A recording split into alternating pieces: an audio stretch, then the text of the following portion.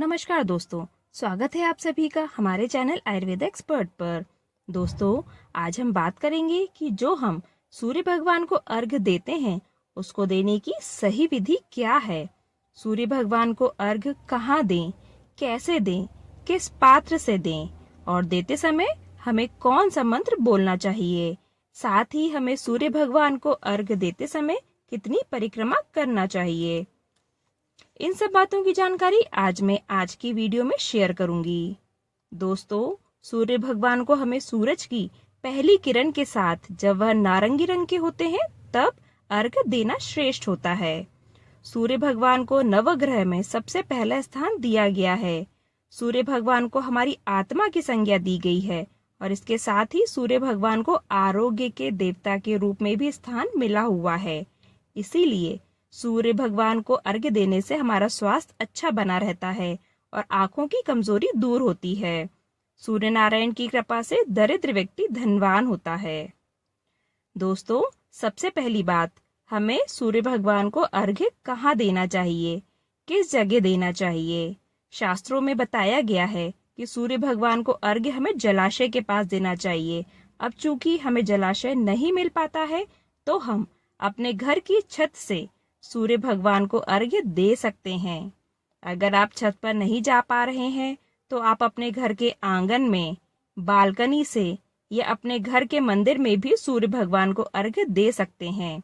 और अगर आपको इन सब जगह में भी परेशानी आ रही है तो आप अपने घर के अंदर पूर्व दिशा की ओर मुंह करके नीचे एक पात्र रखकर सूर्य भगवान का स्मरण करते हुए भी अर्घ्य दे सकते हैं। दोस्तों, अब सबसे जरूरी बात कि हम सूर्य भगवान को अर्घ्य कैसे दें।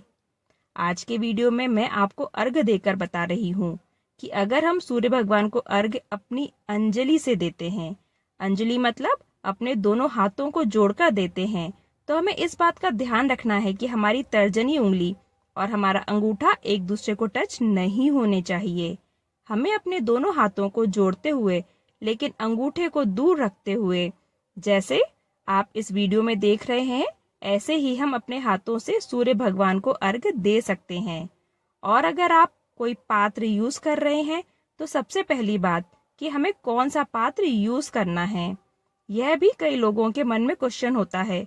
तो दोस्तों, हमें तांबे के लोटे से ही सूर्य भगवान को अर्घ्य देना चाहिए। और जो आप लोटा पकड़ते हैं उस लोटे को हमें अपने दोनों हाथों में पकड़ते हुए ही सूर्य भगवान को अर्घ्य देना है। लोटा पकड़ते हुए भी आपको इस बात का ध्यान रखना है कि आपके अंगूठे आपकी तर्जनी को न छुएं। तो इस प्रकार हमें सूर्य भगवान को अर्घ्य देना चाहिए। अब बात आती है कि हम सूर्य भगवान को जो अर्घ्य दे रहे हैं उसमें हम क्या डाल सकते हैं।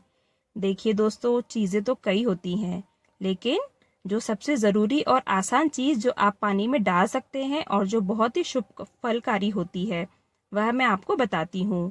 हमें कुमकुम या रोली, इसके अलावा अक्षत और कोई भी लाल पुष्प पानी में डाल देना चाहिए। यह 3 चीजें पानी में डालकर देना बहुत ही शुभ होता है।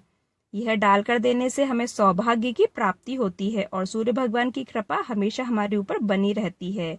और अगर आपका कोई भी काम नहीं बन पा रहा है तो रोज इस प्रकार से अर्घ्य देने से आपको बहुत ही लाभ होगा। इसके अलावा अगर आप ये चीजें नहीं डाल पा रहे हैं, सिर्फ पानी ही आप भगवान को अर्घ्य देते हैं, तो भी कोई बात नहीं है। आप सिर्फ पानी का ही सूर्य भगवान को अर्घ्य दे सकते हैं। दोस्तों, अब मैं आपको अर्घ्य देने की क्या विधि है वह बताती हूँ। आप लोगों ने सुना होगा कि हमें अर्घ्य 3 बार देना है। तो ऐसा नहीं है कि हमें 3 बार लोटे को भरना है और पानी देना है। हमें अपना जो पात्र है वह 1 बार ही भरना है और उस 1 बार में ही हमें 3 बार मंत्र बोलते हुए अर्घ्य देना है। सबसे पहली बार जब हम अर्घ्य देते हैं तो मंत्र बोलते हैं, ओम एहि सूर्य देव सहस्त्र आंशो तेजो राशि जगतपते अनुकंप्य मां भक्त्या ग्रहण अर्ध्य दिवाकरः। ओम सूर्याय नमः। इस प्रकार हम पहला अर्घ्य देते हैं और यह मंत्र बोलते हैं। इसके बाद हमें दूसरा अर्घ्य देना है। तब हमें मंत्र बोलना है, ओम आदित्याय नमः। इस प्रकार हमें दूसरा अर्घ्य देना है और उसी पात्र से हमें तीसरी बार सूर्य भगवान को अर्घ्य देना है। ओम नमो भास्कराय नमः अर्घ्य समर्पयामि। इस प्रकार हम अपना अर्घ्य सूर्य भगवान को अर्पित करते हैं। यह 3 मंत्र बोलते हुए हमें 3 बार लोटे से जल सूर्य भगवान को अर्पित करना है। इसके बाद हमें परिक्रमा लेना है। हम अपनी जगह पर खड़े होकर 3 परिक्रमा लेते हैं। जब आप ये 3 परिक्रमा कर रहे हैं तब आप गायत्री मंत्र का जाप कर सकते हैं, या फिर आपको सूर्य नमस्कार के 12 मंत्र आते हैं तो वह भी आप बोल सकते हैं। जब हम सूर्य भगवान को अर्घ्य देते हैं तब हमारे हाथ हमारे हृदय के समानांतर होने चाहिए। हाथों को ना तो अपने सर के ऊपर ले जाएं और ना ही बहुत नीचे की तरफ ले जाएं।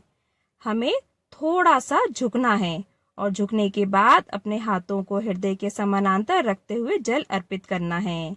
भगवान सूर्य को अर्घ्य अर्पण कर देने के बाद या अपने ताम्र पात्र में अर्घ्य दिया है, उस ताम्र पात्र में जो जल इकट्ठा हुआ है उसमें से थोड़ा सा जल अपने हाथ पर लेना है और फिर उस जल को अपने दोनों आँखों पर, कान पर, मस्तक पर लगाना है। इसके बाद उसे थोड़ा जल का भी ग्रहण करना है। उस जल को ग्रहण करना जरूरी होता है और उस समय हम मंत्र बोलते हैं, अकाल मृत्यु हरणम सर्व व्याधि विनाशनम सूर्य पाद उदकम तीर्थम जठरे धारयामी अहम। यह जल जब आप पिए तब यह मंत्र आप बोलें। इस मंत्र को बोलते समय हमें अकाल मृत्यु का भय खत्म हो जाता है। इसके बाद कई लोगों के मन में यह भी प्रश्न रहता है कि अगर वह सुबह नहीं उठ पा रहे हैं या अगर आप नाइट शिफ्ट करते हैं और सुबह नहीं उठ पा रहे हैं तो ऐसे में हमें क्या करना चाहिए। दोस्तों, सूर्य भगवान को अर्घ्य देने का समय सूर्योदय से लेकर 2 घंटे तक का रहता है। 2 घंटे पश्चात अगर आप सूर्य भगवान को अर्घ्य देते हैं तो आपको एक अतिरिक्त प्रायश्चित अर्घ्य जरूर देना चाहिए। दोस्तों, कई बार यह भी लोगों के मन में प्रश्न आता है कि अगर हमें सूर्य भगवान दिखाई नहीं दे रहे हैं, बारिश का मौसम है, तब हमें क्या करना चाहिए। ऐसे में आप सूर्य उदित होने की तरफ मुंह करके जिस प्रकार रोज अर्घ्य देते हैं उसी प्रकार सूर्य भगवान का स्मरण करते हुए अर्घ्य दें। दोस्तों, यह थी पूरी जानकारी सूर्य भगवान को अर्घ्य देने की विधि के बारे में। आपको अगर मेरा ये वीडियो पसंद आया है तो इसे लाइक करें, हमारे चैनल को सब्सक्राइब करें, साथ ही बेल आइकन बटन जरूर दबाएं जिससे हमारे वीडियो का नोटिफिकेशन आपको सबसे पहले मिले। दोस्तों, फिर मिलते हैं अगली वीडियो में। आप सभी का बहुत बहुत धन्यवाद।